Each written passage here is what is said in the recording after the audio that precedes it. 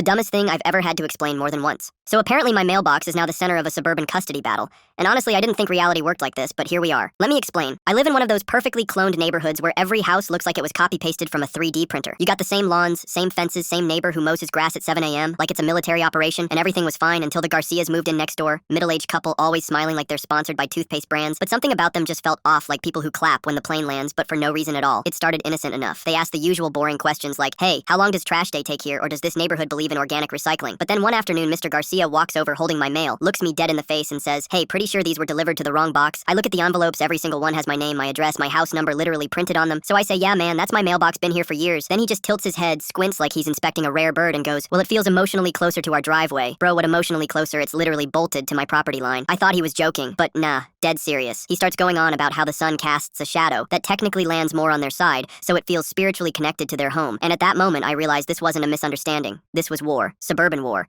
And I tried to stay calm until I caught him the next day, casually opening the mailbox, looking inside and walking away, like he was inspecting state secrets, not even grabbing anything, just pure nosy neighborhood behavior. So I confront him like, hey man, pretty sure that's illegal, and he hits me with, well, maybe the HOA should decide whose mailbox it truly is. The HOA, like, bro, we are about to hold a Supreme Court hearing over a box on a stick, and sure enough, next week I get the email official HOA meeting, scheduled mailbox ownership dispute. At this point, I'm convinced I accidentally moved into a simulation glitch, so I show up thinking it's gonna be me, him, and maybe a board secretary. No, there's 10 people, one dude brought a tape measure, another lady has a literal protractor printed map and a laser pointer. Mr. Garcia stands up like he's delivering a TED talk about territorial rights, and says while the mailbox may be physically near their property line emotionally and energetically, it serves their household. Yeah, he actually said energetically. Meanwhile, I stand up and go, hi, yeah, it's got my name on the side, my mail shows up there, my Amazon regrets show up there, my therapist bills show up there. How is this even a conversation? Then Map Guy chimes in saying, well, technically the mailbox post leans about 2.5 inches toward their driveway, which in his words implies partial ownership. Like, bro, are we measuring shadows now? Another lady suggests rotating the mailbox 15 degrees to face its true spiritual owner. Someone else suggests adding a second mailbox and letting the mail decide where it wants to live. At this point, I'm ready to crawl into the ground and let the worms sort it out. Then the HOA president, clearly 2 seconds away from quitting life, just sighs and says, why don't we ask the mail carrier? Brilliant, absolutely brilliant. Next day, everyone's posted up waiting. Like it's the Super Bowl, mail truck rolls up, driver gets out, sees us, blinks twice, probably considers driving straight into a lake. HOA president walks up and asks, hey, quick question. Which house does this mailbox belong to? Mail guy doesn't even hesitate. Looks at me then, at Mr. Garcia, and goes, oh, that box, yeah, it's his, been delivering here for years. Hate delivering his weird-shaped packages, but yeah, definitely his instant silence, absolute checkmate. Mr. Garcia just stares, mouth half open like someone just told him the moon isn't real. Mrs. Garcia puts a comforting hand on his shoulder like they just lost custody of a child. And the best part, they never brought it up again. But next week, they installed their own brand new mailbox 5 feet to the right with solar-powered LED lights, a wind spinner, and a decorative owl. Kevin, my dog, pees on it twice a day. And honestly, that's what I call closure.